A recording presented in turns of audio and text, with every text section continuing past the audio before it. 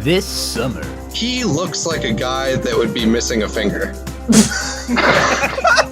When you think of podcasts, I am the third revelation. think of the Lost Context podcast. Why are of black people's hands much lighter in color than the rest of them? Because if you love free speech, We're trying to figure out how much money it would cost for us to give a foot job to Bill Gates. wacky stories, I'll fucking come in your kitchen, I'll come on your fucking art, I'll come wherever I want. I will fucking come right on you.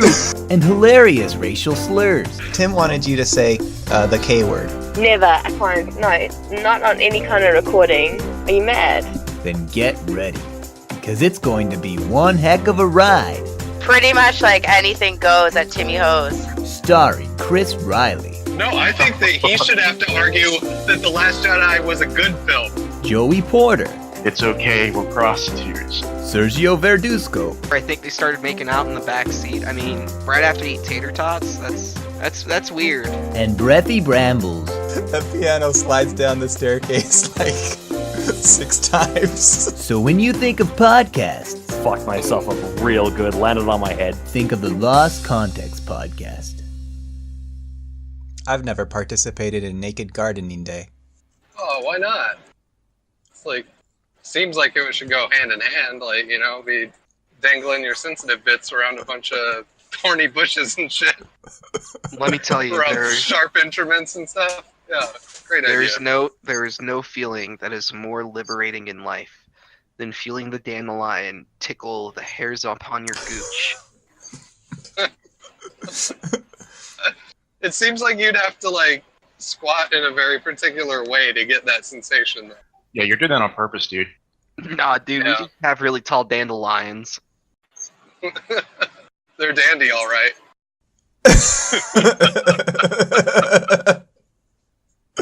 You know those times where you're a kid and your parents declare, yard work day or whatever, and so you're forced to go out there and pull weeds, and then you look down and realize you've been kneeling in an anthill this whole time?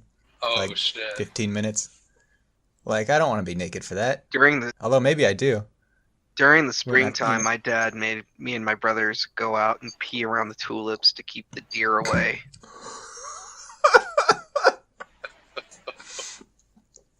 That just, like, sounds like, oh my god, pee around the tulips. When I was a kid, my dad used to make me pee around the tulips. Come and pee around the tulips. You do that too well, Brian.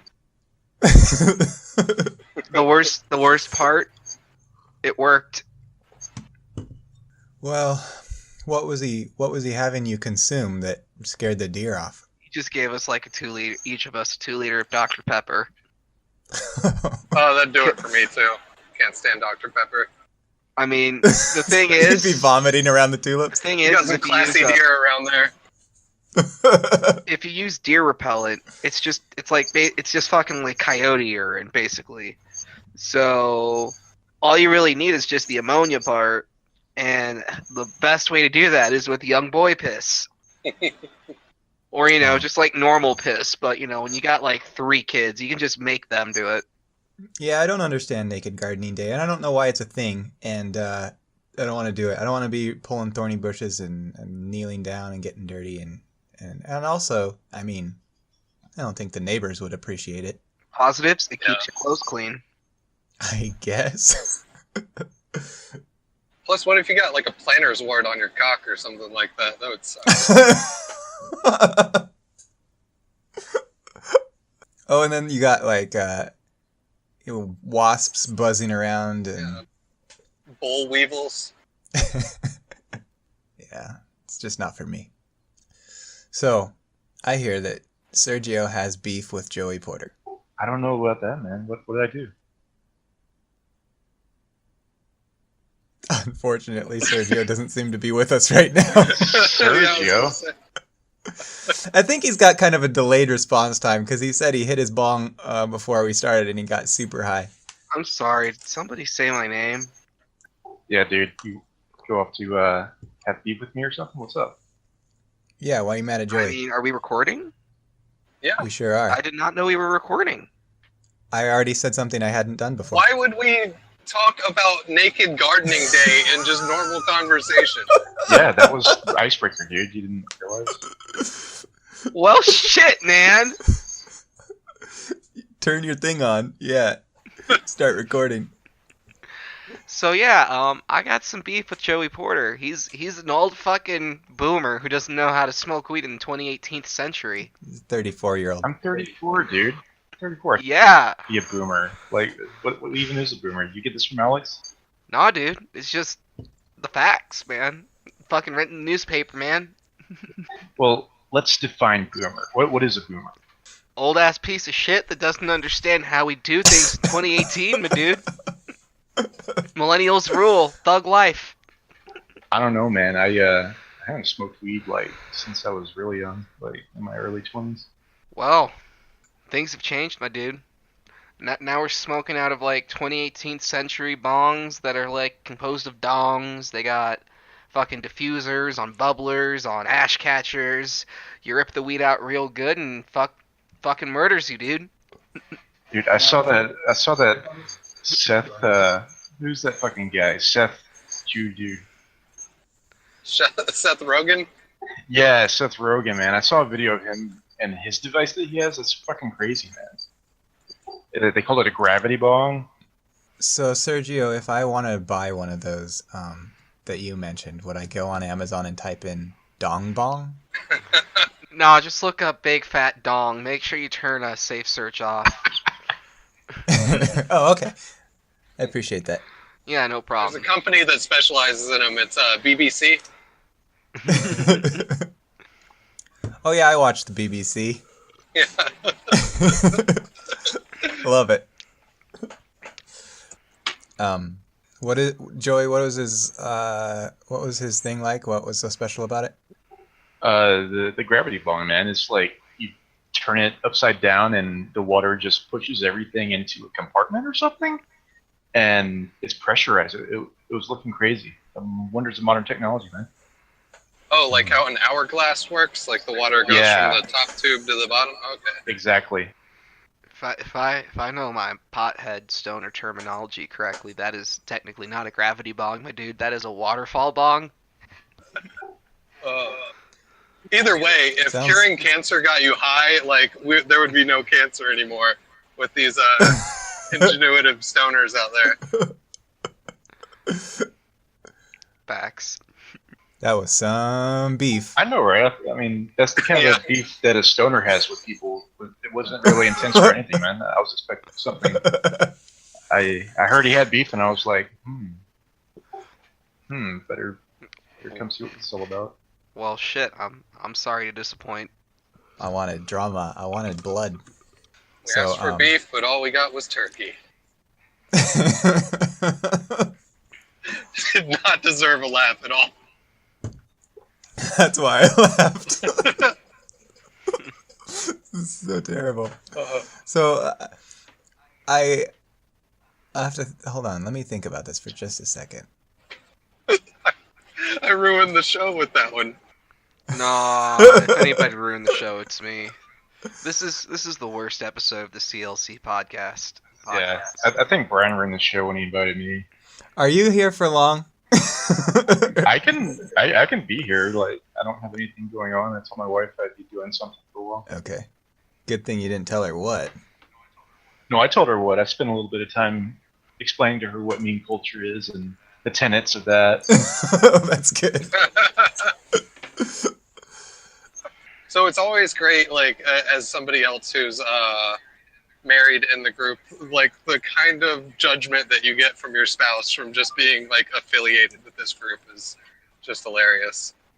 Yeah, she doesn't know everything about this group, but, yeah, I just kind of give her a quick rundown what the origins of it was, what it used to be, the big split in the old group that happened and made this one. All the boring parts. Yeah. It's like you'll just look at your phone, bust out laughing, and then, you know, of course, you'll want to explain yourself as to why you're cracking up so much, but it does not translate to anybody who's not in the group. what would we define as the different eras of CLC? I think that is the question that is on all of our minds right now, especially all of the top CLC historians. Well, there's basically the current 3 hours, and then everything that happened before that is no longer relevant. That's true.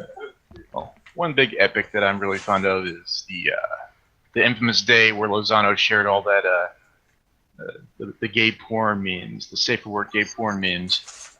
Well, safe for work is kind of a relative term in that case. The one with the pizza slices was great. I have blocked all that from my memory. So I think that when we kicked it off, it was all about free speech, and it was all about, the shitposting and the memes. And then I think the day that it really took a turn was probably when Tony showed up and became admin. Yeah, Tony's a cool cat. I like Tony. And he started more of the antics and a lot of the admin pranks and stuff. It was all his idea. So far I've got BT and then AT before Tony and then after Terra. Oh, that's interesting. But then and then I guess in the middle would be like. Those are the Dark Ages. Okay. Dark because Tony came? He's not even that dark. No. Those are the Dark Ages. Those are the years of lasagna. Yeah. Andrew. Even though he was banned for 80% of those years. It's we okay. Didn't ban him, did we? That's Facebook ban. Right. So I don't really have a segment for this thing, but I have an idea.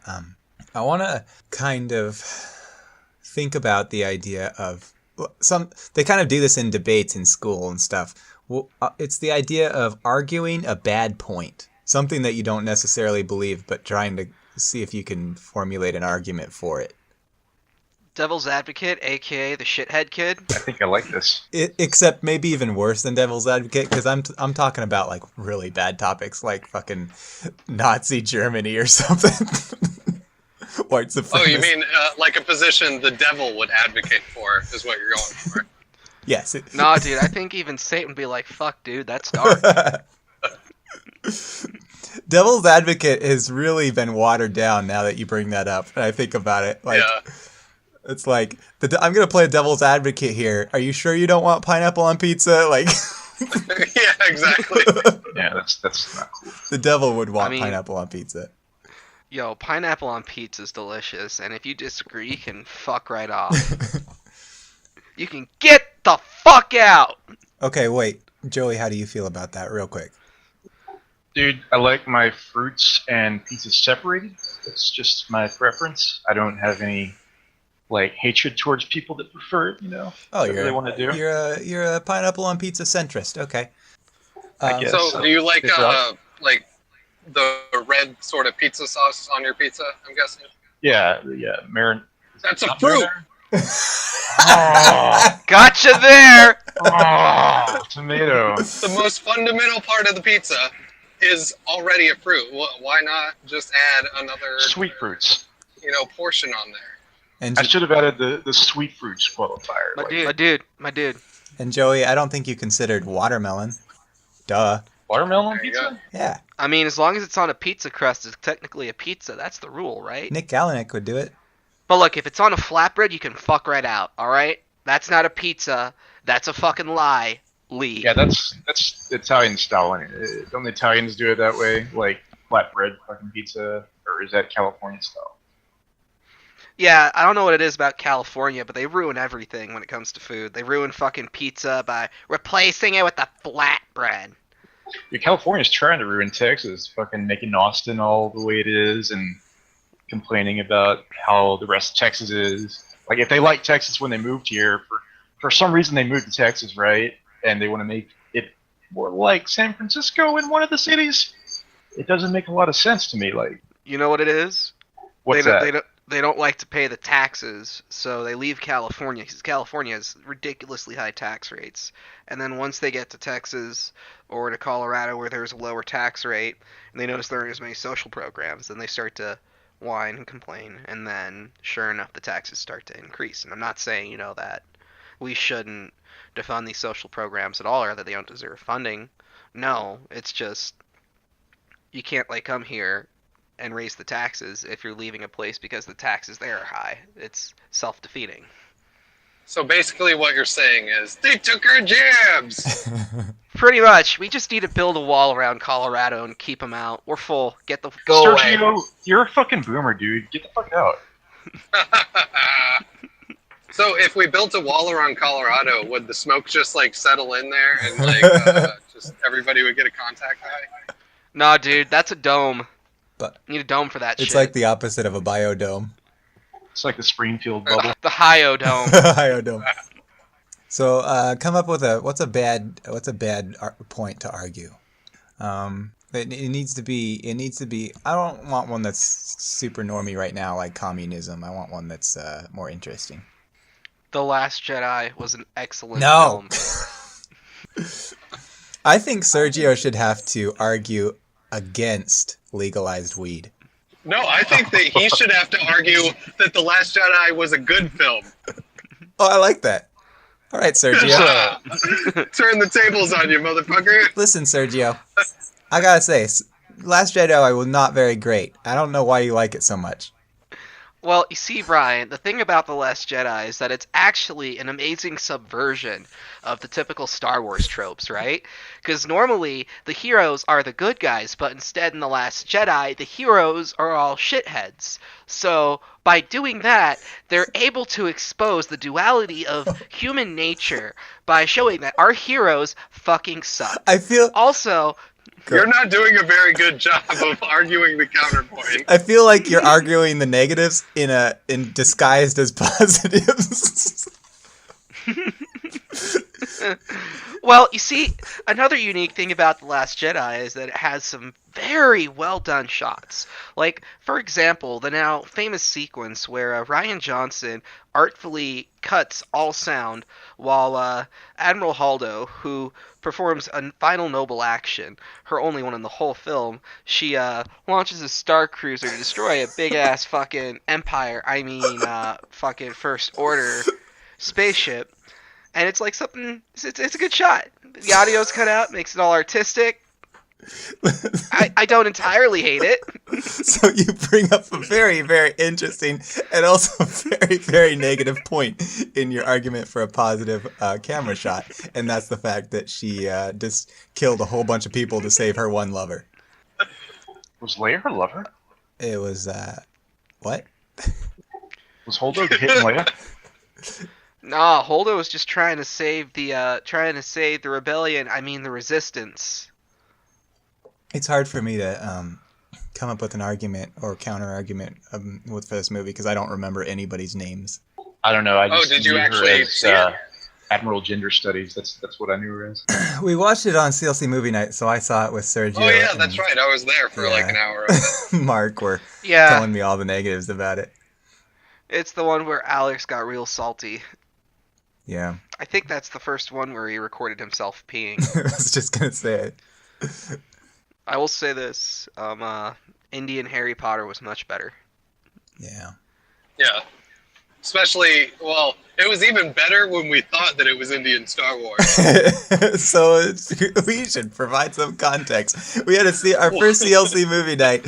We were gonna watch an Indian movie, like a knockoff. Harry Potter. We thought it was Star Wars, so we went into this movie thinking Indian Star Wars, and we were like, when are they gonna pull out lightsabers? When are the spaceships coming? And the more that we watched it, we kept thinking like, wow, that guy looks weirdly like Snape. We were making Snape jokes this whole time, and then like 3/4 of the way through it, they were doing what's the cribbage or what's the fucking Yeah, Quidditch. Quidditch. They started playing Quidditch, and we were like, man, this sure. And then suddenly it dawned on us like I'd opened up the wrong TV show. It was Arslan. It was indeed Magic spell. turned out to be Indian Harry Potter. Magic spell. So Am I working? yeah. We just don't care what you have to say. Fine, jeez. Yeah, turned out to be Indian Harry Potter after all. So it really was Snape that whole time. And my favorite characters were the two lads who would not stop jerking off the straps on their satchels. It was a very interesting character trait that gave them a lot of depth and personality. Like, why are they stroking the strap? Is it to soothe them? Is it a nervous tick? Or do they have cerebral palsy? For those folks at home there, like, stroking the strap is exactly what it sounds like. Yeah, they grab the strap and they stroke it like slow jerk. Yup, they fucking grasp it gingerly between the middle, the pointer, and the thumb. And everybody's dressed up like a fucking Final Fantasy hero. What did you say it's called? Arslan? Something like that? Arsalan, I remember what it's called. It's Arsalan or something. Yeah, we were trying to find Arya Man, and we ended up with Arslan. Be very careful when you look up Arslan, because if you make one mistake, one typo, you could get fired from your job. Yeah, or you could end up watching the Chronicles of Narnia. Let's see. I don't think it's Arslan. That's an anime. Let's see here. I typed it in Discord. It's Arslaan. Oh, you're right. Okay. So if you want to go watch that, I think it's you can get episodes on YouTube. High quality, and you should be high to watch that quality. I give it. Fucking laughed at that shit. I give it 3 bong rips out of 5. I really enjoyed when we watched, what was the Japanese one the next week. Thought it was really good. Now I can't remember what it was. It was like Proto Man or Ultraman. Spider-Man? It was Ultraman. Yeah, Ultraman is definitely a winner. It's their Power Ranger knockoff, right? Well, No, it was way before that. This thing was made in the 60s. So it's the Power Ranger knockoff. the movie that inspired Power Rangers to be a knockoff. No. Are you really underestimating the Japanese and their capabilities to invent a time machine to travel back in time, or rather to the future from the 60s, to steal Power Rangers from us good, fucking freedom-blooded Americans? Wow. You should talk to Chris Coward about that shit. Infowars, my dude. Alright, well, I have a better topic, so I want to talk about self-driving cars, and I was thinking about this. I don't know the rules of self-driving cars, but there is a lot of usefulness in the idea of a car that can drive itself with nobody in it. And it's going to put Sergio out of his Uber job. Yep. Eventually, they'll put me out of a job, too. Oh, yeah, Chris. Yeah. If you have a self-driving car, you're going to have a self-driving truck. And the truck won't. And when the truck has to wait for 4 hours at the paper company, he won't complain so much. Yeah. I'd worry about Riley first. They got that Elon Musk money going behind making his job invalidated. Well, Elon Musk kind of does both the cars and the trucks. So here are some of the ideas that I came up with for a car if you're allowed to not have anybody in it, if you're allowed to just say go somewhere. For example, take you and your buddies, you want to go tubing. So you jump in the river and then you're like, car, meet us downriver at this park. And then you tube down the river and then there's your car ready to go at the end. It's got all your towels and stuff. You could use it as a getaway driver for a bank robbery. Go faster! I'm sorry, that would be breaking the law. But you can do that now just with Uber. You gotta time it out right. Like, all right, they're 5 minutes away. Let's get in there and get the diamonds and go. And your driver's wearing the fucking scorpion jacket from fucking Drive. Better yet, if you're the fucking New York City Strangler, some sort of serial killer, you could use it to send a body to the cops. Oh, yeah. Interesting. On a less practical, use, you could get drunk and just have it drive you home, of course. Yeah. But here's the other thing: you could have it drop you off at night, and go home or whatever, so nobody robs it. Then you could bar hop or hang out with your friends all night, and then have it come pick you up. You could use it to drop your kids off at your bitch ex's house, so you don't have to confront him. Oh yeah. Here's a Shyamalan twist. Turns out your ex is also the bank robber. Didn't see that coming.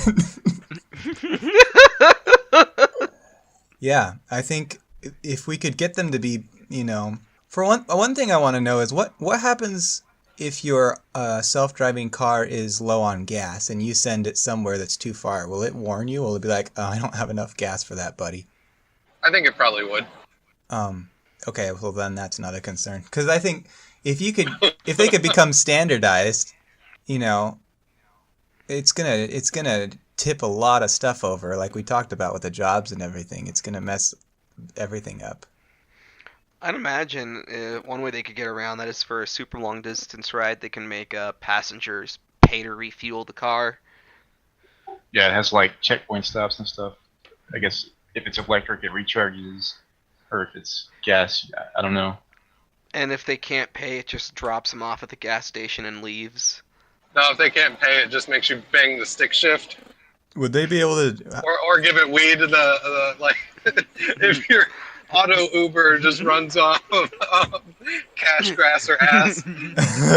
Ass, gas, or grass, Riley. No one rides for free. Yeah. So if you have a robot driver that needs cash, grass, or ass, can you get a sex bot to pay for it?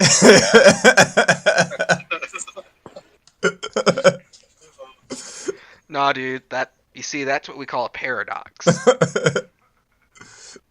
Would the self-driving truck translate very well from what they have in technology in cars? Because you have so many, it's way more for shifting and everything. You get. I mean, I'm driving a truck that ships itself right now. I think that if the vehicle can steer itself, and if it understands the way that roads work and the behavior of their own sort of vehicle that it needs or whatever, I don't think it would be that big of an issue. What about if you can get a car to not be retarded, you can get a truck to not be retarded, basically. In regards to steering itself, what about backing into those little garage doors and those really skinny spots, with your trailer? Probably be better than most drivers out there. Oh. That's usually most people's weakest issue with truck drivers is backing up. Well, the real question that I think we're going to be getting to is what's more ethical? An AI driver that's going to swerve one direction to spare the life of a pedestrian, or spare the life of the person that it's transporting. So it's funny you bring that up, because last week we talked about ethics, and then I got a message from Jordan Ray, and he said he gave me a couple links, and you can go to moralmachine.mit.edu to look it up, and it's basically a sort of a survey for you to basically give your ethical opinion on these dilemmas. And so I was trying to figure out if we could do it on the podcast, but it seems like it'd be a little too much work. But basically, there's these people crossing a street in this illustration, and you've got a barrier on one lane that the car crashes into, or it can plow right through the people, or animals, or babies, or whatever.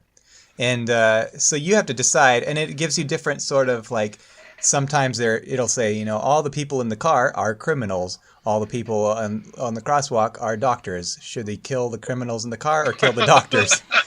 It's really morbid. That's really specific. Well, hang on. Are the two mutually exclusive? Another one it gives you is it'll give you weight, and these guys are athletes. These guys are just obese. Get your fat large in the grave already. And then it'll give you these guys are doctors and they're useful to society stuff, but they're crossing on a red light, and you have to just see if they deserve to get hit for that, Sorry, homie. You crossed on a red light. You fucked up. Well, I mean, as a consumer of one of these vehicles, or if I'm ever a consumer of one of these vehicles, I think it should be up to me if my life is the one that's expendable or not. It should be voluntary. It's definitely interesting that you put yourself in the mercy of the car's judgment call. He's like, oh, those guys are crossing the walk are doctors. I guess I'll kill the passenger in my truck. Sucks to be you. So you're telling me to protect yourself from the fucking self-driving car genocide, you just have to have a doctor's badge? Yeah, doctor's badge. Eventually, you'd probably just be able to download different programs for it, where hey, I don't like the way that Mitsubishi adds save the baby first. AI did shit. Maybe I would rather change it to, protect my life at all costs. Yeah, what the fuck, Run right into the baby Mitsubishi? carriage. What the fuck, Mitsubishi? Why are you contributing to the problems we have these days with overpopulation, you fucking oppressive fucks? Yep, just go to modyourcar.com. Yep. You can tweak it to do whatever you want, really. You can make it go over the speed limit if you want. You just hack into it and program it to be whatever you want it to be. You got those auto driving cars that have the hydraulics, and they never use them when you want them to. Well, and then here's the thing too with the self-driving cars. Most people wouldn't even own their own car after those become popular. Yeah, so and really, probably, you would just be ride sharing all day with this robot car that just all it does is drive people around. You think there probably wouldn't be such thing as a speed limit anymore because they're like perfect drivers, pretty much. Yeah. We'd have to get to a point where there can't be a human element involved, though. Like there has to be a dedicated lane for the robot drivers and a dedicated lane for the human drivers, and then eventually nobody's driving. Right. And then if you can protect freeways and stuff from running animals and deer like they had in iRobot, they're driving through the tunnels and stuff, then, you wouldn't even have to wear seatbelts, really. Go back to the 1940s. It'd be like riding public transit, I guess. I was about to say, it just sounds like a really expensive bus pass. Yeah. Yeah, you always have to wear your seatbelt, unless you're riding with a whole bunch of other people, then it's okay. I've never understood that. Does it still cost a couple tens of thousands of dollars? They were trying to put in that I don't remember what they called it. It was a super fast train that would go between LA and San Francisco or something like that. And it was like 300 miles an hour or something. I probably got all those details wrong. But essentially you could do that if you had the cars all set up to go. You could just make your freeways auto drive only, and then you could basically fly, airplane speed all the way to your destination, just going down the freeway. That'd be nice.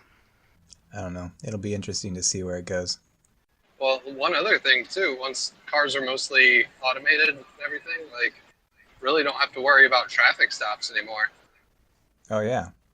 So if all the cars are going the speed limit and shit, then and they're all, registered and all that kind of stuff, it would be all done by computer. You wouldn't have to have the guy sitting behind the billboard side of the road.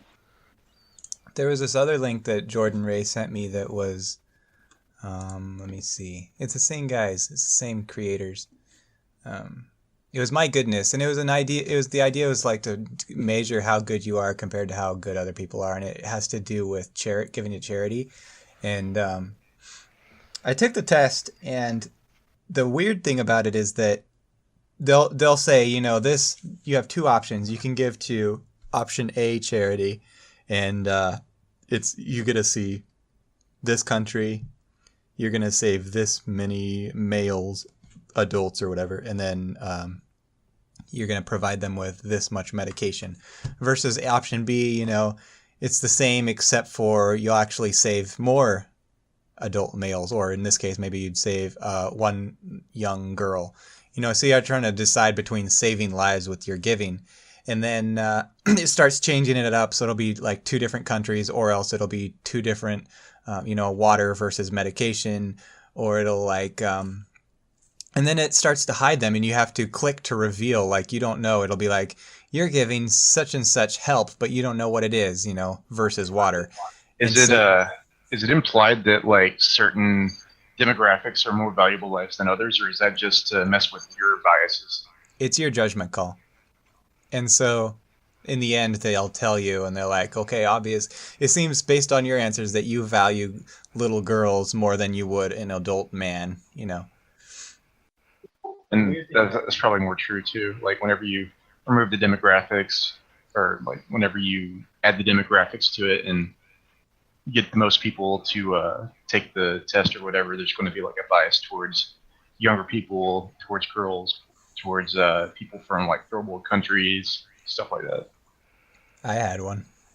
And then there were even cases where it was like you might save 5 adult males, or you'll save 3 young girls, and I'd tend to be inclined to save the girls. It was weird. It was interesting. It's mygoodness.mit.edu if you want to look it up. But yeah, more of those ethical dilemmas.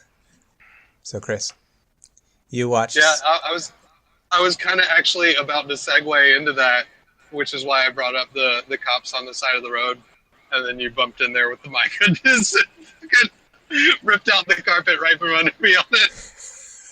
The whole time you were talking about that, I'm just like sitting here like, you son of a bitch. Wait, what were you going to talk about? Cops on the side of the road? Super Troopers. Oh. So yeah, I'm talking about the cops on the side of the road, and that like if everybody's like, driving automatic cars, then you won't need the cops on the side of the road. And I was literally a split second away from like, who else pulls over people on the side of the roads? Broken Lizard in And 2018. then you're like, my goodness. Yeah, I still gotta watch that.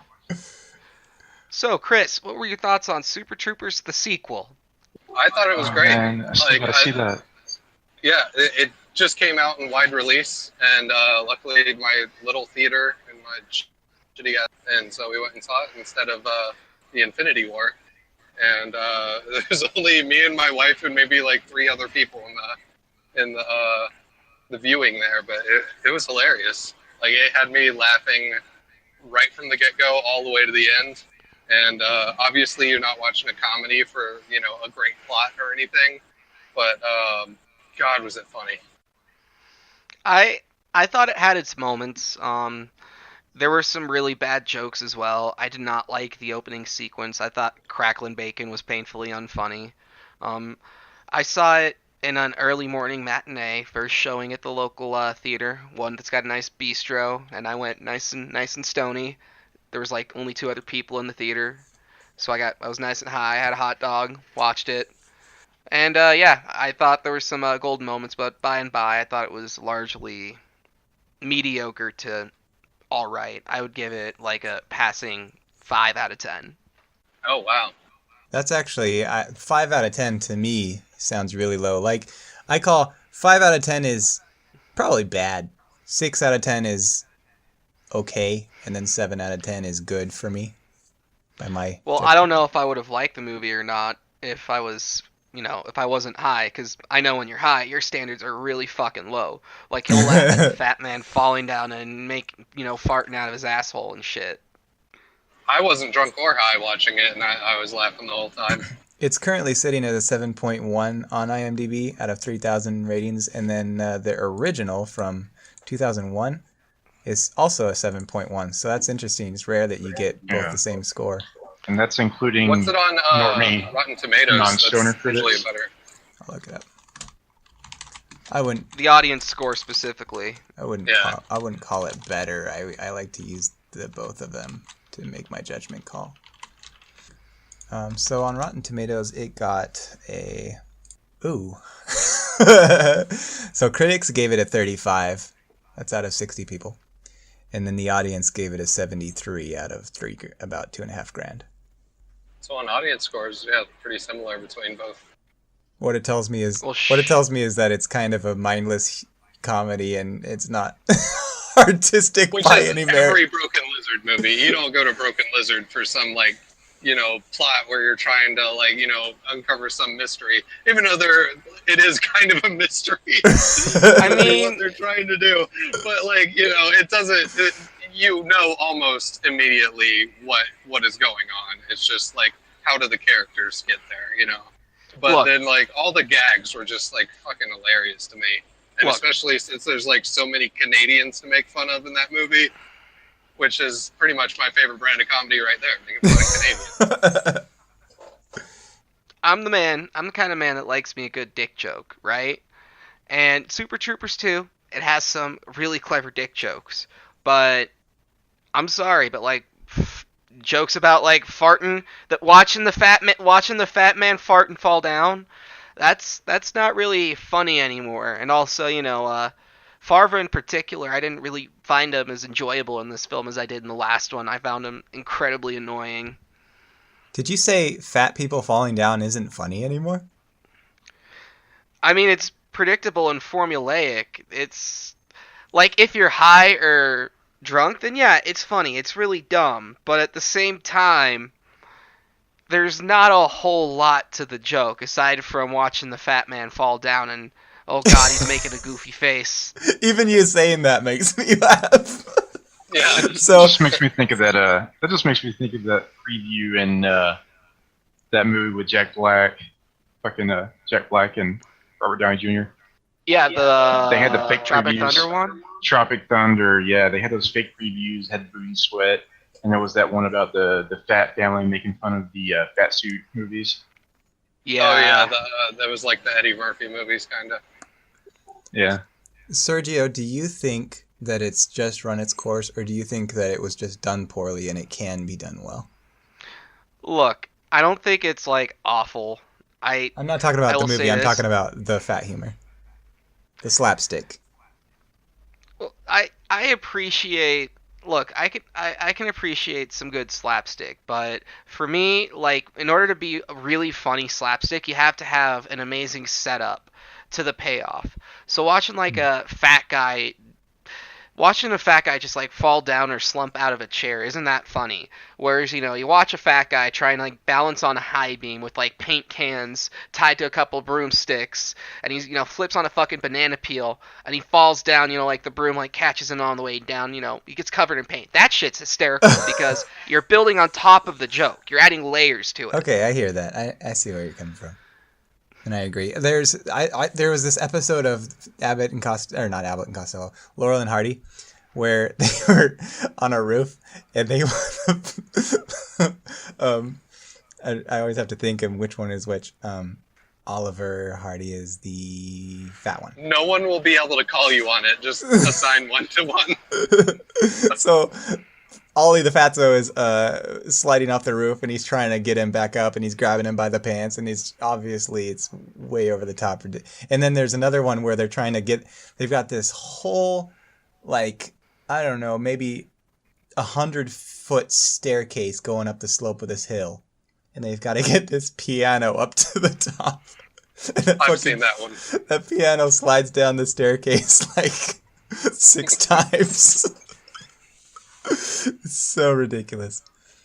But then I watched I think it was a movie that Tara recommended. I can't remember. Maybe I just found it. But it was a TV show on Amazon, I think. And they did an episode that was basically kind of a homage to old slapstick comedies. And so there was a lot of stuff that was recognizable from the 50s. But they're just actors. They're not stunt work people. They're not Buster Keaton. They're not used to it. And so the way that they handled it, like you could see the 50s, the reminiscent, a lot of the movements and they were running from room to room trying to hide, and it was a lot of chaos. You've seen that a million times in the old movies, but the way that they executed it was just not good. There's definitely an art to it. Well, part of it is that you're never, ever going to get another Buster Keaton, not with the safety regulations in the industry these days.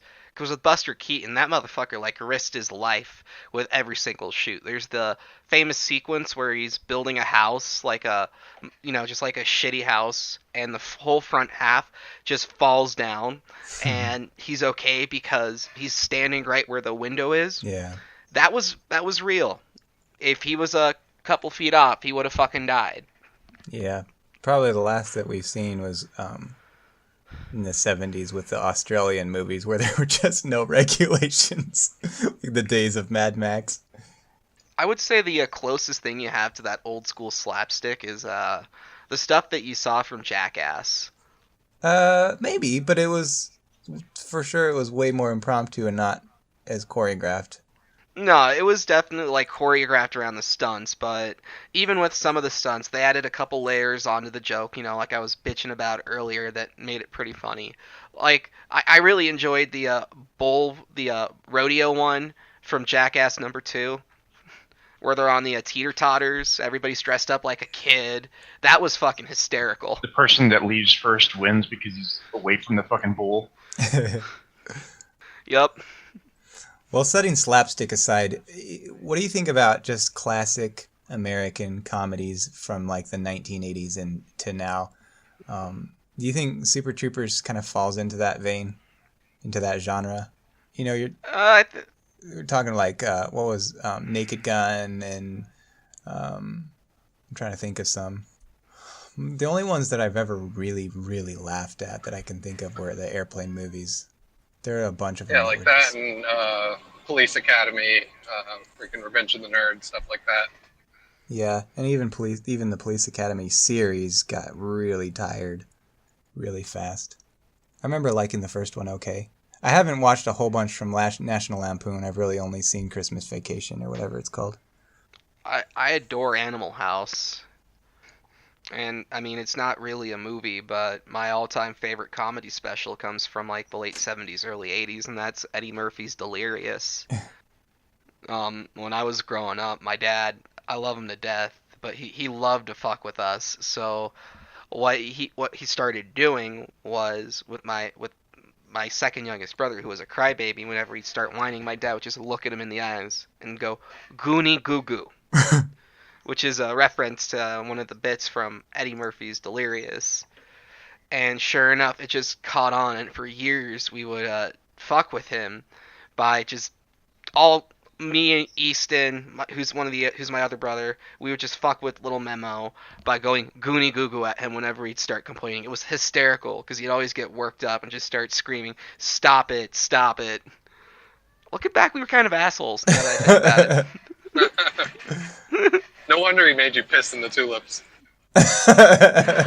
Yup. Pissing in the tulip. That's what you call a callback. Yeah. That's pretty much my role on the show. We were talking to I am the worst person at remembering names, even names of friends and stuff. I'm just absolutely the worst. Who the hell is our African girl? Oh, Megan? We were talking to South Megan. African girl. And Megan doesn't really like American comedy, and I don't know what she thinks about the golden age of comedy, but as far as the 90s and Will Ferrell and stuff, she's not into it. And she was saying she's more into like British comedy. Do you guys have thoughts on that? I like both. It's a little more dry. It's had some good stuff. Like I like the original Office series.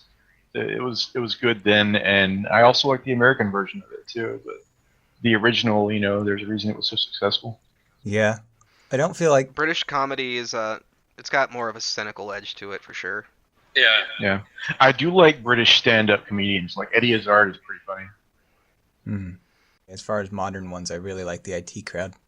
I really like Peep Show, but that's a really mean-spirited comedy that's got a lot of edge to it. It's not for everybody. It's a cringe fest. Where Are We the Baddies comes from? I'm pretty sure, yeah. It's got Mark and Jez. Yeah, as far as modern British stuff, I really like pretty much the Top Gear guys who are now on Amazon. Just love their shit. And then I guess it's not even really all that modern anymore, but Steve Coogan stuff is fucking hilarious. He had this show called Saxondale. It was about this washed up like rock and roll roadie that is like just trying to make it like in the sort of middle age years now, and it is just fucking hilarious. And he's got like this big time anger issue that comes out like every episode, and it is just fucking hysterical. Spaced, that's another great British comedy sitcom if you haven't seen it. That's with Simon Pegg and Nick Frost, right? Yep. Yeah, I like those three movies, Shaun of the Dead and the other two. Yeah. Yep. Yeah, our movie night watched Hot Fuzz the other night, didn't they? Oh, yeah. Yeah, I was there for a little bit of it. Last one, yeah. Yeah, it's good. I'm trying to remember the exact quote, but I think it was Stephen Fry that said the difference between British and American comedy, at least one observation, is that the British one, it's like the main protagonist is always kind of the underdog, and the bad stuff always happens to him. He can't seem to get on top. Whereas American comedy, the protagonist is actually the hero of the story, and he's actually usually on top of things. And even in bumbling oaf ones like Dumb and Dumber, that they're idiots, and that they're kind of bumbling their way through this movie, and yet they're kind of the heroes of the story, and they're coming out top and they're winning. Whereas you come and look at Faulty Towers, he's always even almost like the end of every single episode of Faulty Towers, everything's just built up to a climax and then crashes down on his head. Yep, there's that British edge. Well, even like comparing the two offices, like in the American office, you're meant to like Steve Carell. Like at the end of the day, I don't know, he man. does all these stupid things and he's awkward, but you still like him. Where like I do not like Steve Carell in The Office. I'm sorry, he's just cringe, dude. The biggest tell with the Office series is just seen in the opening. In the American version, you've got a very positive, upbeat rock song.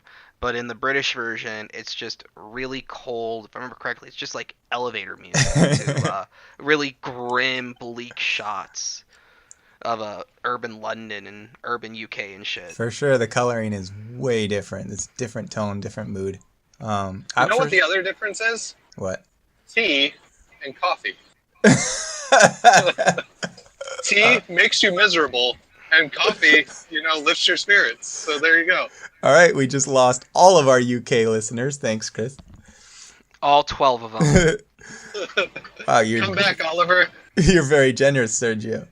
So, with Steve, in the argument of Steve Carell, I would say that he starts off as the worst, and then as the series progresses, his character develops, and you start to learn more about him. And I think the thing Ricky Gervais said is that he is the worst, but he doesn't know it. He doesn't. He neither knows nor means to be. He thinks he's the hero. He's a good guy that does bad things unintentionally. Right. He's just ignorant. He's a well-intentioned moron. Socially ignorant. And he's also sensitive. He has some pride, and he doesn't want to be a failure. He wants to be the boss. He wants to be on top, and he wants to seem confident and all that. And he wants the beautiful girl. And he means well by everyone, to the detriment of him, like when he promised all those kids scholarships. Right. Oh God, that episode is so difficult to get through. Scott's tots.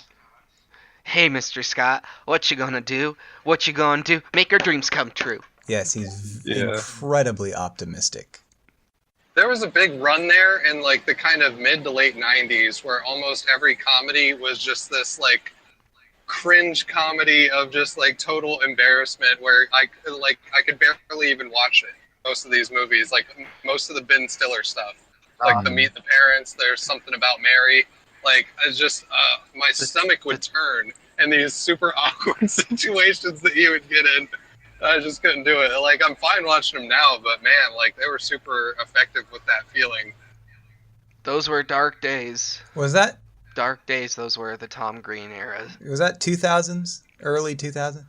Maybe late 90s into 2000s? Yeah, like right around there. I really like, I don't know if this is super comedy, but I really like Freaks and Geeks. And I think that, who's the Apostate, or what's his name? What's the guy that did like Seth Rogen movies? The Martin Starr guy? Oh, Judd Apatow? Apatow, that's right. Apatow. Yeah. So he did Freaks. He created Freaks and Geeks, and I think his stuff has always had a quality to it. Well, I haven't seen all of his works, but the ones that I've seen, he's got some heart to his comedy, and he's got it's more than just goofs. Well, I got to interrupt there real quick, Brian. I hate to shit all over you, but you see, Judd Apatow actually didn't create Freaks and Geek. He just produced it. The guy that created Freaks and Geeks is none other than the same gentleman that brought us Ghostbusters. Ramis? Which Ghostbusters? The reboot. Oh. What happened to him? Why did he go downhill so fast? Paul Feig was pretty great up until Ghostbusters. Spy wasn't half bad, and neither was Bridesmaids, to be honest. Oh. He had one bad bomb, and, I guess he had to sign a contract, non-disparagement clause, where he had to fucking choose between shitting all over a movie he knew was shit or his career. So do you think that it wasn't really his fault? I would say it isn't his fault because the producers made the wrong call by choosing Paul Feig to work within Ghostbusters, create a franchise that they wanted to reboot and draw in the old crowd with. Because Paul Feig is really good at making subversive flicks. He makes subversive satires, like how Freaks and Geeks is kind of like it's a subversion on like the '80s high school comedy, introducing like some really heavy real world shit. Interesting. I watched I think it was Red Letter Media. They did an episode on Tom Green, and I'd only seen snippets from Tom Green because I was probably only 12 or something when he was going on, and I was kind of sheltered, so I wasn't about to watch any of his stuff. But it was interesting. He kind of just did whatever he wanted. And when they finally gave him a movie, the way that Red Letter Media was talking about, they basically said he was making fun in the movie. He was making fun of the fact that they gave him all this money to make a movie. Yeah. Are you talking about Freddy Got Fingered? Yeah. Yeah. Yeah, that was bad. It was bad, but I still love that movie. Because you watching that movie for the first time, you had no way of knowing what was coming next. You just had absolutely no way. But I think the argument that they were making is that he was self-aware that it was bad, and it was, to some degree, his intention. Yeah, Tom Green knows his style. He knows he's bad. Like, that's what he goes for, though. That's his thing. He capitalizes on it, spits out his fucking show, and I think he's now got a YouTube or something like that. He's doing YouTube now, primarily. I don't know.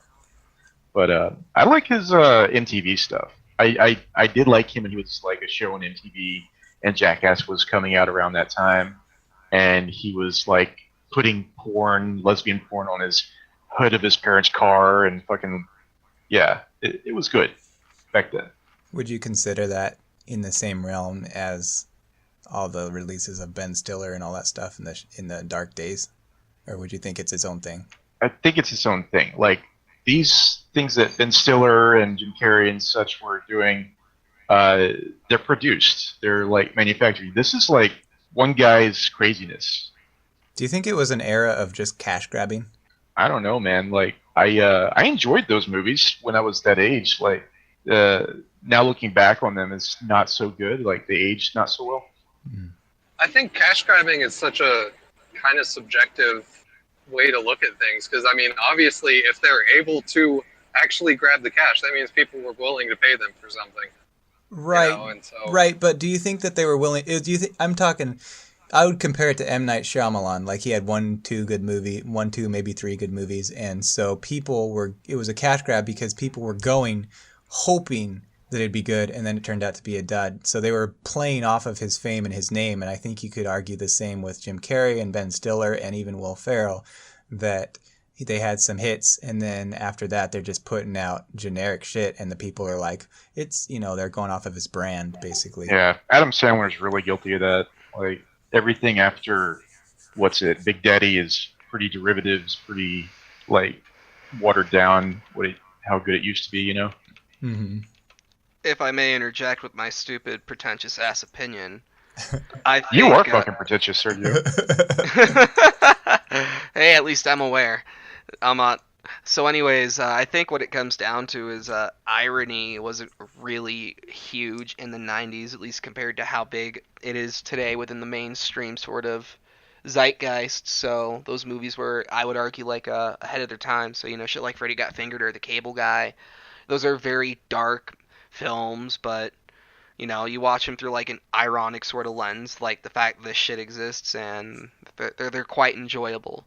But if you're taking it seriously, it is tough to find the humor. I can go back and watch stuff like The Cable Guy and Freddy Got Fingered and still enjoy it. Like, I know it's bad, but I can still go back and enjoy it. There was an era where that was my shit, man. It's like fucking Limp Bizkit used to be really cool to me, but now it's like cringy. But every once in a while, you go back and you fucking go on a series of YouTube videos of their old fucking music, and you're like, yeah, that was me. That was my shit. Yeah, man, I hated Limp Bizkit when it was like out at the time in high school and shit. but damned if I don't like turn the radio dial and then that bass line from Nookie comes on and I'm not pumped as fuck. And you're sitting there singing along, replacing some of the words with animal noises.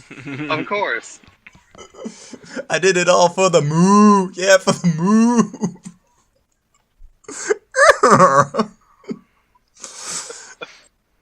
You're a weird dude, Chris.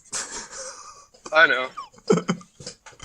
So I want to know, like, that whole playing off of your fame thing. Can you think was there any of that going on in the 80s, even outside of comedy? Like, I don't really have a lot of that, like, name recognition actors that come to my mind immediately from the 80s, but maybe it's just I wasn't paying as much attention. I mean, there were tons of them. Think about, like, almost any actor you know that's, like, kind of getting older now was a huge actor when they were young, like, back in the 80s. And, like, most of the movies are garbage, and you only remember the ones that were good, or at least noteworthy. Like, John Cusack, like, had a shit ton of movies in the 80s, maybe 2 or 3 good ones. Interesting. So you think they played off his fame? Yeah, and just, it's always been an industry of, like, you know, who's hot right now, try to get them in everything, and, you know, once they start not being hot, then you don't book them. Bill Murray was pretty famous in the 80s. He had a passion project that he worked in that he capitalized off his name, and it bombed critically, and he basically went away for 2 whole years, didn't star in anything. Another person On the Razor's Edge. Another person that disappeared was Rick Moranis. That dude. He at least had a good reason. Yeah, though. he went to his family to take care of them, right? What was his reason for disappearing? Is that it? Like. His wife got cancer and then died, and, like, so he wanted to raise his kids and stuff, like a normal, you know, situation. He put out a country album, if I remember correctly. Yeah, the Agoraphoric Cowboy. Dude, do you guys know about the Brendan? No. Brendan Fraser's resurgence? Like, there was a whole campaign on Reddit to try and get his ass back in the big screen. There was an article that came out about his resurgence back into the spotlight. It, like, detailed some crazy Me Too shit that happened. Like, some executive gave him the shocker and tried to finger his butthole or shit like that. Yeah, so he got blackballed for making a stink about that. And, yeah, no pun intended. Brownballed, if you ask me. Yeah. Making a stinky pinky. So yeah, now he's getting some kind of projects now. Sorry. He's coming back? Yeah, he's got some kind of projects in the works or something. I don't know, man. I don't know. Interesting. I just heard that this Brennan thing was this Brennan campaign was successful. He's a thick boy Monkey now. Bone was not as bad of a movie as people make it out to be. You're right. It's worse. It is worse. Oh, there's a special cameo appearance by Chris Riley's GPS lady. Is that your wife, Chris? No. She does tell me what to do, though. I mean, think about it. Do you spend more time talking to your GPS than you do your wife? Well, I never talk to my GPS. Why the fuck would I do that? It gets lonely on the road, Chris. It's okay to admit it. You can at least admit that you gave her a name, right? Val, too. So, last night, it's funny that this topic comes up, because last night I watched Spaceballs after I hadn't seen it for maybe 15 years or something. Maybe a decade. It was weirdly good. It's weirdly funny. Like, a lot of the attempts at parody and stuff are almost normie levels of parody, and yet they made it work somehow. You know? Like... Well, because back then it wasn't normie. They were the ones that were pushing the envelope back then. I guess. It's just that we've seen so much of it before, and a lot of it, it's not super like out of left field clever. Like, oh, they really caught me off guard. It's almost like the first thing that pops into your head, they used it, and you're like, oh, okay, yeah, that sounds about right. But the way that they pull it off and execute it is weirdly good. Like, it's not a great, outstanding movie, but it's funny. It works. I will say this about Spaceballs, it wouldn't be half the movie it is if it did not have an incredible special effects budget. That was something that I was remarking on too as I watched it. The very first thing where the ship flies in, I was just like, "Wait, are you kidding me?" Like, Yeah, that's the funny part of it. Like, it just keeps going. You know, you thought it's over? No, it's ridiculously long of a ship. and it's good. Like it's pretty high quality model work. I mean, you needed that money for it to like suffice as a spoof. Because the thing with Spaceballs is the way it's written, it's a complete fucking joke. But the way it's filmed and the way it looks like a Star Wars movie. Unless, you got like an RV or a giant comb in the shot. Right. And then at the very end, the ship transforms into the lady with the vacuum, and that was good too. Yeah, Mel Brooks he's really good. Like, one of my favorite comedies of all time is Spaceballs. I mean, is Blazing Saddles. We were just talking about Spaceballs. But I think, fucking Blazing Saddles is timeless, dude. It's always going to be good. I think History of Our World Part 1 is criminally overlooked in Mel Brooks' Oh, I filmography. love that movie. Yeah, absolutely. I mean, everybody quotes Monty Python's Inquisition. Nobody quotes Mel Brooks' Inquisition. That is a very catchy show tune. It was a peculiar era. It was a lot of that comedy was in kind of the 70s and 80s was I don't know. It was less lively. It was a little bit more dry, I think, than both even the 50s and the 90s to 2000s. I think it was less, I don't know how to describe it. It almost had more of a serious tone to it. Sincere? Maybe? I don't know. If like they weren't trying to say anything in a little sarcastic tone or, satirize anything in society at large, outside of John Carpenter shit. Yeah, maybe. It's for sure it's recognizable, and not just because of the period pieces or the costumes or anything like that, but just the style of comedy is very unique to its era. Well, yeah, they didn't have to worry about like hurting people's feelings. They just did stuff that was funny. That's true. You cannot make Coming to America these days. Haven't seen it. Eddie Murphy's Coming to America? I'm afraid Yeah. not. Yeah, that's on my list of things I got to see too. Well, I actually think he probably could. There's no way a white person could make that movie. Like, holy shit.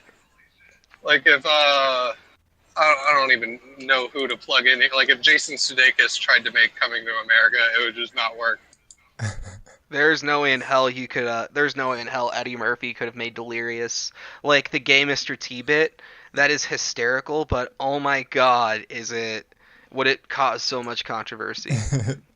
Well, I mean, yeah, he's got a point. Like, Dave Chappelle did his full business, and people celebrated that.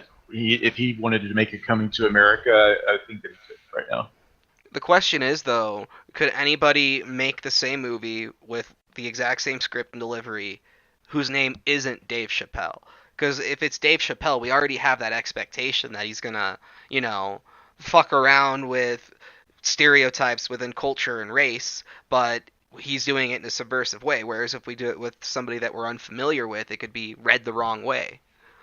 I guess while he's still around, you wouldn't have that. But, like, if he, like, fucks off, like, it goes dark again and shit like that, and there's, like, some sort of niche to be filled, I'm sure somebody would or could pop up to kind of fill that role.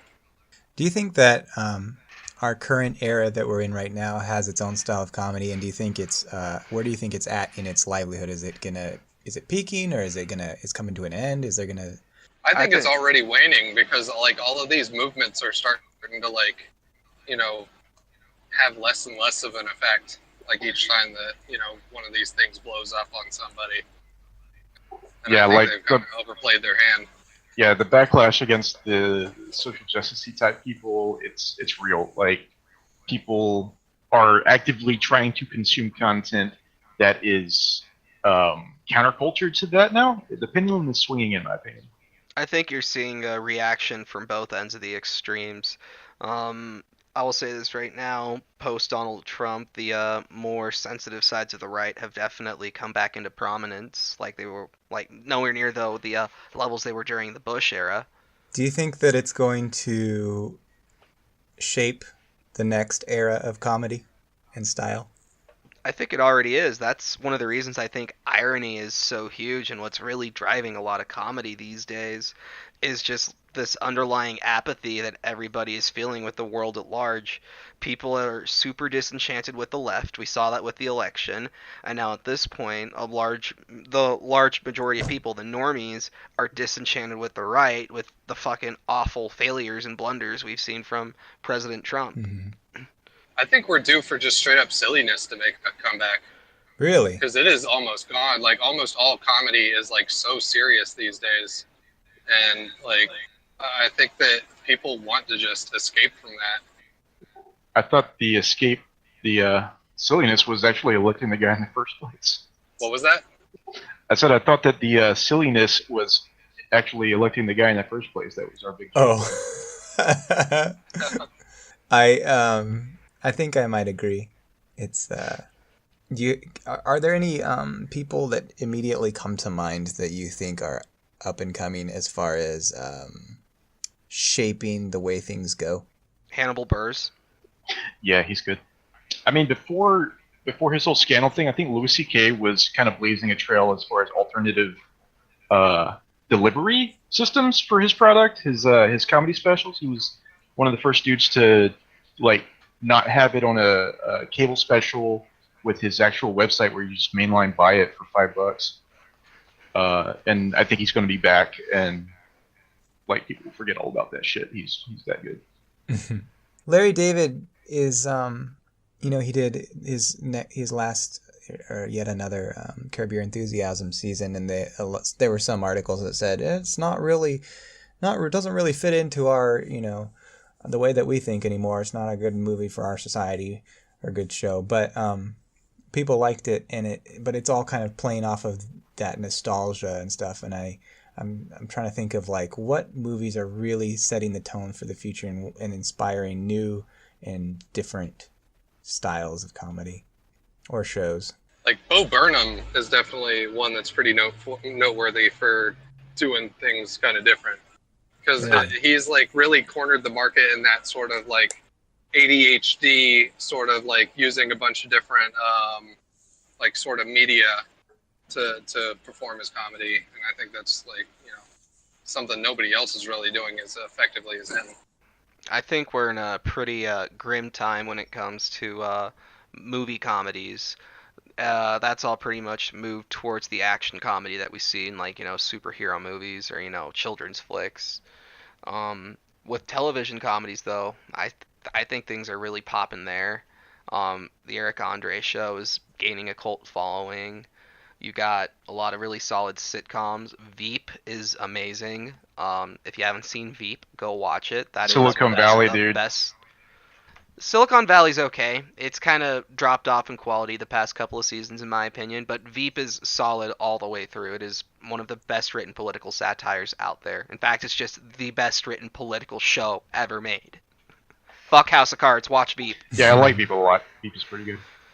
I don't know if you'd call these comedies, but I started a little while back. I started watching Red Oaks on Amazon, and I started watching like Love on Netflix, and they're kind of interesting. They remind me a little bit of Judd Apatow in a way because they're comedies technically, but they're also like stories about these people. Dramedy is oh yeah, I guess so. What I would go with, yeah. And I love Red Oaks. Yeah. Little Miss Sunshine to me is like the quintessential dramedy. Absolutely. Another good show that isn't getting as much attention as it deserves is Amazon's adaptation of The Tick. Oh yeah. Yeah, that's pretty good. Yeah. Yeah, the whole first season is out. They fucked up the release where they did like half of season 1 and then waited 8 months and then the other half of season 1. Yeah, well, they had the pilot on there forever before they finally even got 6 other episodes on there, and then then there was another like half a year before they get the rest out. Well, the pilot was part of their whole voting system that they set up. It was like one of 3 pilots, and I guess that year they decided to just say fuck it and greenlit all of the shows. Yeah, that and Jean-Claude Van Johnson. Yep. Which that one ended up being pretty good too. It's not as like sort of memorable as Tick, but I laughed while I was watching it. one show people keep telling me I need to fucking watch is Workaholics. And, Oh yeah, that's some great like silly shit there. Like I watched the Netflix movie they just did, Game Over Man. It's the same guys. I liked it. Yeah. I liked it a lot.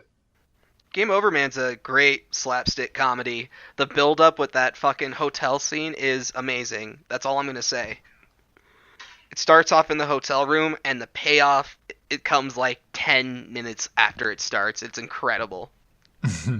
Another one that's not super on the radar, but I think I kind of associate it with The Tick in a way, is Ash vs. Evil Dead. And I think that the second season's even more ridiculous than the first season, but it's one of those ones that it's not outstanding or anything, but it's good enough quality that it works. It's fun. Did it follow the structure of the original Evil Dead movies? Like, first one is kind of serious, but and then the second movie is like very slapstick. It's a parody of the first one, and the third one it just goes all fucking fantasy.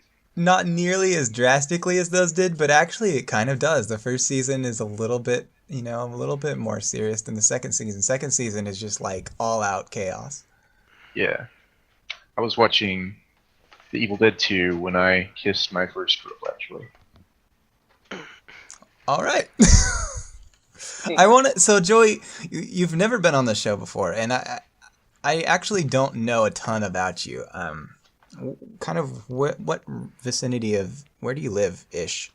I live in Houston, Texas. I grew up in a small town, Bay City, and I guess I went to college at a community college around my original small town, and went into drafting and engineering. But I'm a drafter in a engineering firm in Houston. That's what I've been doing since I graduated. It's been my career since. Other than that, I'm pretty fucking boring, man. Just a homebody, plays World of Warcraft and memes on fucking Facebook, dude. Joey, I was in Houston a week ago. If I had known that you had such shit opinions about weed, that we would have beefed. We had beef though, man. Dude, I would have fucking showed up to your house and I would have fucking squared up. I would have like ripped my shirt up, be like, "Yo, Joey, what's up? Let's throw down. Come on, bro. I'll break your computer, man." And how could you have been that aggressive after meeting Ron Paul, though? That is a very fair point. Shit, I would have had to am I time Ron it Paul? before. What's up? Am I the Ron Paul here? Man, I just met Ron Paul. Time to violate the NAP on Smash. Oh, Sergio, you met Ron Paul? I did meet Ron Paul. Fucking cool, dude. Yeah. That was my political awakening, Ron Paul. What was the context of that? What was he doing? I was in Houston for a political group summit, and Ron Paul was speaking there. And sure enough, there was a meet and greet afterwards, so I got to shake his hand and get a photo with him. So I was almost delivered by that man, actually. He was the OBGYN in one of the hospitals in the area. Ron Paul, he's been wrist deep in more pussies than you can imagine. Yeah. Like a true pimp, he gets paid to get wrist deep in vag. But we went to a different hospital, so wasn't the one in Lake Jackson. Oh. Sergio also met Red Pill Black. I did, and I made her look a fool. Did you own her? Did you invite her to your podcast to debate you, bro? I actually did invite her to our Facebook group. In fact, Mr. Manly Brian has the audio recording of that, and he is more than welcome to just slip that in at this point in the podcast if he wants. Okay, 3, 2, 1 now. Excuse me, Candace. Excuse me, Candace. Hi, I'm Mexican, and I'm a big follower of yours online. Hey, how you doing? It's doing great. Awesome. It's nice to meet you. So I had a question. I come from this Facebook meme group where we love to dunk on lefties and normies left and right, and they wanted me to extend an invitation to you, see if you'd like to join us. Actually, I only use my Facebook as my my page. Yeah. Are you sure? Come on, we'd love to have you I'm there. literally everyone always invites me to groups, and I'm I only use Facebook as not as my personal, as my page and my brand, so I can't. That's disappointing, I know, though. I'm sorry. You can put a post with me in there though, and I'll say hi, and I'm grateful that you guys asked me. All right. I'm sorry. Thanks, you. Candace. You have a great day. Wait, is she that same chick that did the Social Distortion project? Or Social whatever? Autopsy, yep. Yeah, Social Autopsy, yeah. Social Distortion is a band. And you called her out for that, right? Yeah, so a little bit of background on the whole shebang, because it does like stem from a no-life internet forum war. Basically, a couple years ago, Candace Owens was the CEO of a company that launched a Kickstarter for a website called Social Autopsy. Now, what Social Autopsy was it was pitched as an anti-cyberbullying resource where people could upload screenshots of harassment that they've experienced, as well as any information on the person that sent them their harassment. And this was really crazy stuff. This was ranging from the harasser's actual name to where they worked, who their employer was, where they lived. Basically, it was a doxing database that anybody could upload shit to and anybody could access. And after the pitch video came out, she was in a Q&A and when she was asked whether or not she wanted kids on the website, she said yes, because it stemmed from an incident where she was bullied when she was a teenager. Any questions so far? Nope. Yeah, so anyways, Our group would be doomed, by the way, if this thing ever went live. Everybody would be. We're not even that bad. We're like not even 4chan levels of bad or anything. Yeah, so like you could see the problems with it right away, how easily it could be abused and weaponized. And not only that, the fact that she mentioned she wanted kids on there is in violation of a federal law. Specifically, I believe it's the Protect Children Online Act or something like it's like COPA. So, yeah, I think that's probably one of the reasons why she doesn't take responsibility for it, but that's tinfoil hat thinking. Anyways, back to the whole shebang. The whole Social Autopsy thing blew up in her face. It pissed off people on the left, people on the right. People in, like, the whole righty Gamergate side of things, and Kotaku in action. They hated it because they could get doxxed for what they thought would be unfair shit. And then people on the left hated it because they could get doxxed for their bullshit too. And the whole thing, Zoe Quinn somehow got involved, and that's irrelevant to the whole thing at large. The point is, after everything blew up and Social Autopsy was kicked off Kickstarter, Candace Owens went away for about a year and a half, and she came back fully converted from an Obama voting, pro-Obamacare Democrat to a hardcore MAGA supporting Republican that was appearing on InfoWars, who was lying about Social Autopsy, claiming it was destroyed by a bunch of leftists, and, you know, lightly gliding over the fact that it was a doxing repository that could have been taken advantage by anybody. Yeah, dude. She's just trying to fucking sniff out that Patreon money.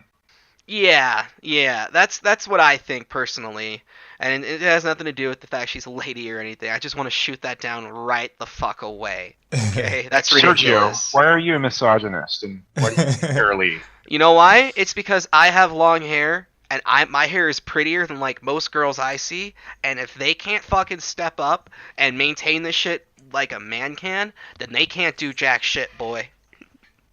Well, I mean, we already proved that men are better at being women than women are, with Bruce Jenner being the Woman of the Year, right? 100%. Anyways, so yeah, I had a whole document, and I was basically giving that whole long spiel to people while Candace Owens was doing an event with Turning Point USA on my campus. She was doing a whole Steven Crowder change my mind thing on capitalism. So I love how he's a meme now. So yeah, while she was sitting there doing that, I was just walking around the crowd with the sign that said "Ask me about Social Autopsy" with a little cutout of Blair White peeking out of the top of it, just to fuck with her, to really piss her off. And when I was telling people about Social Autopsy, I made sure to speak loud, not yell to the point where I would overpower Candace in her conversation, but loud enough so I know she could hear me, and really put emphasis on liar, turncoat, calling other black Republicans fake because they criticized her, hypocrite, shit like that, just to really piss her off. See, Sergio, that's actual beef. I don't think what you had with me is beef. She actually gave you the stage for a little bit.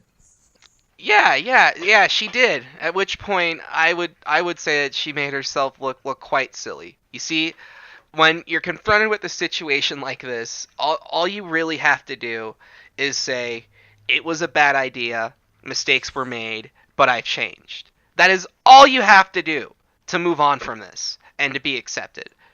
But the fact of the matter is that Candace repeatedly refuses to accept responsibility. Like, she refuses to even, like, say it was a bad idea, not apologize, just admit it was a bad idea. Yeah. And that's really interesting. Anyways, that's my rant finished.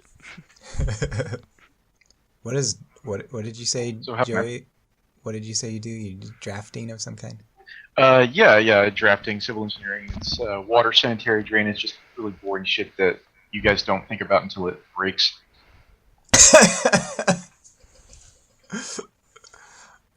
Did you just like stumble upon that, or did you have to? You just decided I'm going to study to do this? Or what? I took a drafting, like basic drafting course in high school in one of those vocational round things where every semester is a different vocation that you dabble in. And I really liked the drafting, so I took a whole semester in the drafting part of it. And I decided, hey man, I got to get a career. This is something I'm good at. So this college offers a vocational, like 2-year degree, associates, and that is what I'm going to do. I was in a spot where I couldn't get a scholarship really anywhere, and my parents weren't going to full ride me or anything. I was expected to pay for half my tuition, and my dad would pay for the other half. But I think it was fair. It was a good deal. I think it gives somebody responsibility and a sense of wanting to, like, I got good grades because of it, because I was invested in it, you know. And as far as like which sector I would choose, I could have gone into pipe drafting, like oil gas sector. That sector is up and down. Like people get a good job and then get laid off like a year later all the time. I chose something that's more stable, civil, and that's kind of what I've been doing. Was that a long-hour job? There's some times of the year I'll be in a project where it's like 60-hour weeks, and that's kind of rough. But a lot of times it's like kind of hurry up and wait for the engineer's feedback for your drawings. I don't know.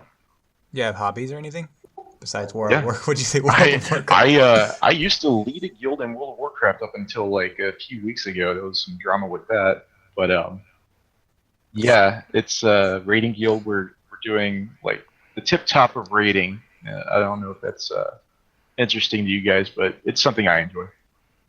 Do you have any hobbies aside from World of Warcraft? Yeah, let me tell you about my World of Warcraft hobby.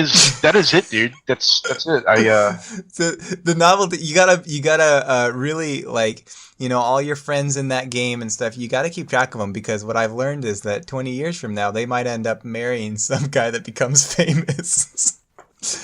and I know you're married now, so it may not be as important to you, but man, you could still like get her on your podcast or something if you try and maintain a friendship. Are you talking about Greg's wife? Yeah. Yeah. I think that ship sailed, Brian. I know. I missed it. Sergio, That'll while be you're his on here, rosebud on his deathbed. Like he'll. What's up, Brian? I think while you're on here, you should tell us some. In the time that we have left, you should tell us some Uber stories. I gotta give me a sec. I gotta think of a good one. It's kind of a interesting novelty job to me, because you think of, same with taxi driving and everything, you think it's just one of those things that everybody's out there, but I never really pay much attention to like the people that actually do it, you know. The only one I've ever been in is I was in Seattle. I got off a train and I was trying to take a taxi to the bus station, and I'd never done it before, but I called up this random company, and this guy picked me up, and he was I think he was kind of an Indian in race. He had dark skin.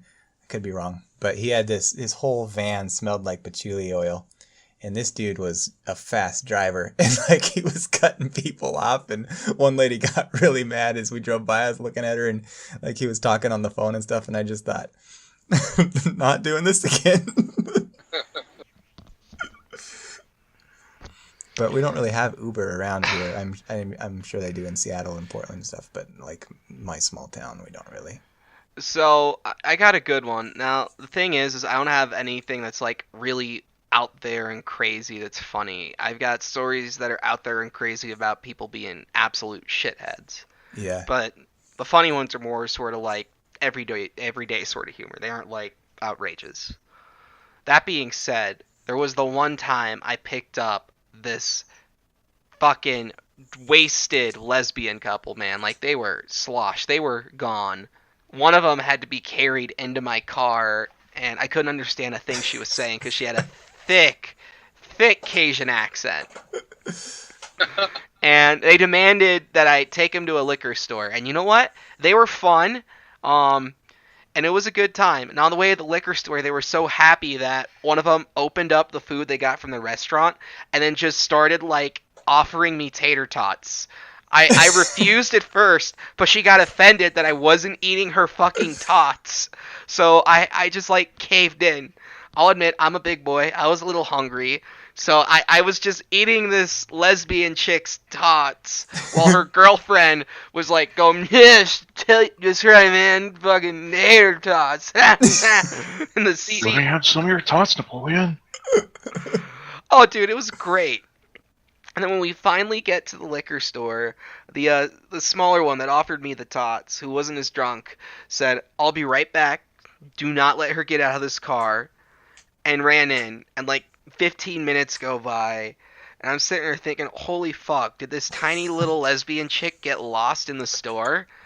Like, did this tiny woman, like, get lost? Can she not, like, peek over the aisles? This little short person. And I don't know what the fuck to do, because I can't leave the other girl who's super drunk in my car by herself. Yeah. Because I'm afraid she's going to break something or whatever. You'll be Neil Patrick Harris. Eventually, she just, like, leaves my car and, like, drags herself in the liquor store. And they're both gone. I'm thinking, okay, what the fuck do I do? And, like, 30 seconds later, they both come out. And it turns out the little one had to use the restroom and got caught up doing that before she finally got lost trying to find the alcohol and then stumbled back into the car. Then I dropped them off and that was that. But they gave me like a $30 tip or something ridiculous like that. So yeah, drunk lesbians, they're great tippers. And then there was also the part where I think they started making out in the back seat. I mean, people do that all the time, but right after you eat tater tots, that's weird. And your search history was never the same.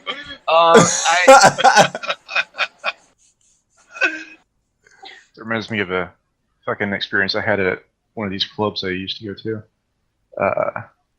Numbers in Houston, Texas. It's kind of a goth, techno, fucking half of the people there are gay because it's in a gay neighborhood kind of club. And like they have this outside patio, and I was sitting down, just wasted, just trying to gain my composure, breathe in the air because it's so cold out there, and it was so hot inside. They don't have proper AC or something. I don't know. But I was sitting down, and these two fucking trannies walk up to me and put a fucking tray on my knees and start doing lines of coke off of the tray. Oh my. And I'm like flabbergasted. I'm, intoxicated, trying to figure out what's going on. I don't know these people. And don't move. They can't see you if you don't move. I'm just sitting there, and they're doing lines of coke off of this this tray. And one of them looks up, and in their manliest trainee voice, she says, "It's okay, we're prostitutes." And that's what I remember from that. That was interesting to me. My goodness. Is there something about being a prostitute that makes that okay? So, like, just do that off of somebody's knees that you don't know? I mean, they're used to being up and close with strangers, so there's going to be less reservations. I guess we weren't so much strangers after that. Fewer reservations? Yeah. Well, Sergio stepped away for a sec, but... No, I'm right here. Oh, there you are. Do you normally interact with your guests, or whatever you call them, your people, passengers? Yeah. I usually like to chat them up. When you're doing Uber, you can pick up pretty quickly on who wants to chat and who doesn't.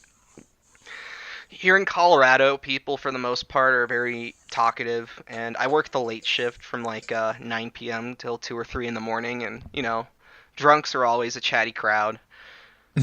I like driving the drunks around, to be honest. They're pretty fun for the most part. in Fort Collins, they aren't very rowdy. They won't like start wrestling or do stupid shit in the back seat. And you know, they have a good sense of humor. They'll fuck with you, and you can fuck with them a bit. And is Casa de, what's it called? Oh, Casa Bonita. Is that on your route? No, that's down in Denver. But you Oh. know, if there's a lacrosse game near Casa Bonita that I go to, then fuck yeah, I'm going. I went there once in my life when I was, I think, 10 or 11, and I thought it was interesting. There was kind of a sketch that went on with the waterfall and the monkey and a sort of a Tarzan character, I think, and there was a lot of loud music, and it was just quite an experience. Yeah. So for those of you who are fans of South Park, Casa Bonita is a real place, and the South Park episode is not so much a spoof, more so than it is a documentary on Casa Bonita. That's the great thing about that show is like they will make fun of something by representing it 100% the way it is, just in the South Park kind of like artistry or whatever. Yeah, like Scientology, like Mormonism, like freaking everything. Well, that show is amazing. Well, as 4 out of 5 Coloradans will tell you, South Park was created by Matt Stone and Trey Parker while they were students at the University of Colorado in Boulder.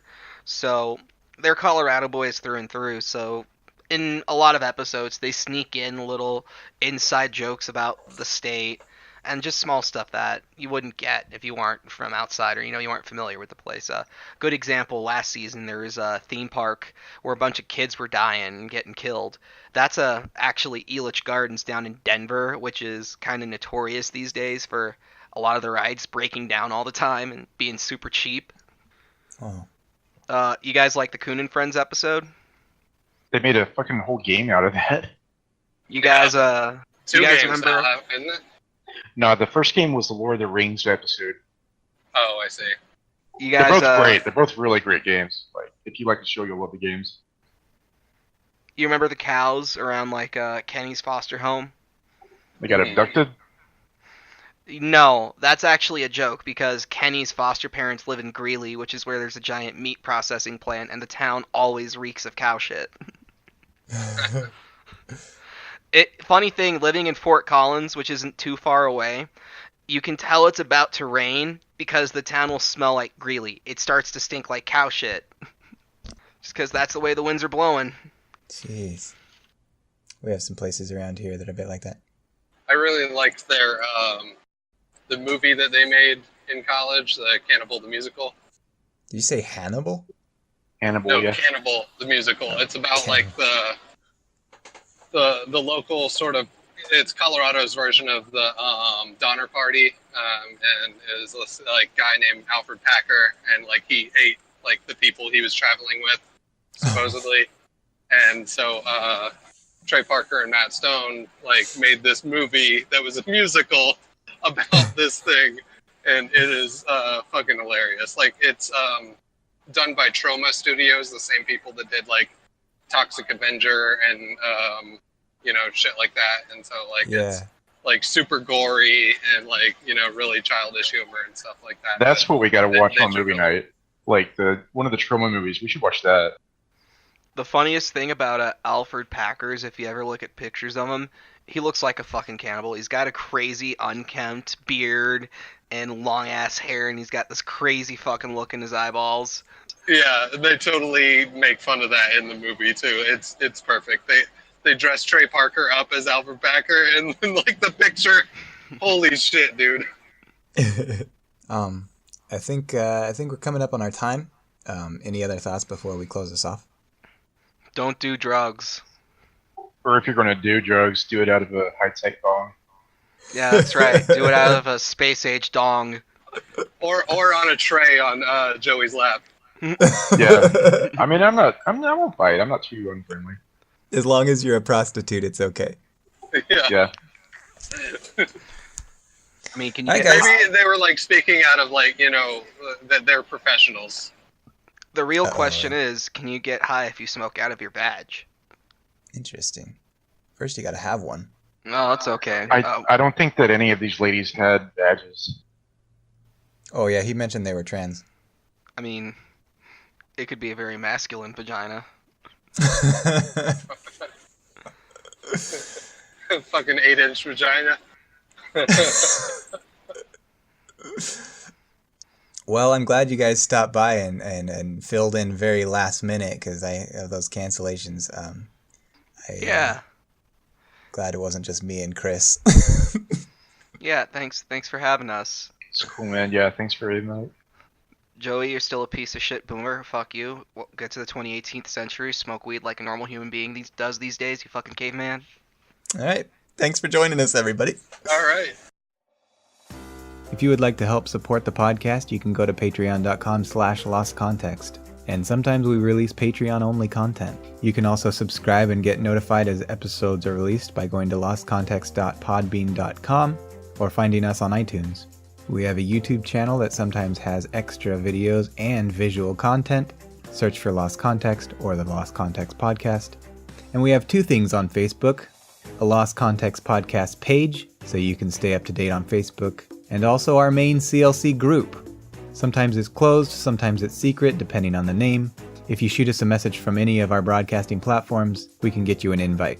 We do lots of things there, photoshopping each other, movie nights, and hanging out on our Discord channel, talking and listening to music. And I suppose, last of all, for some reason we have a MeWe group.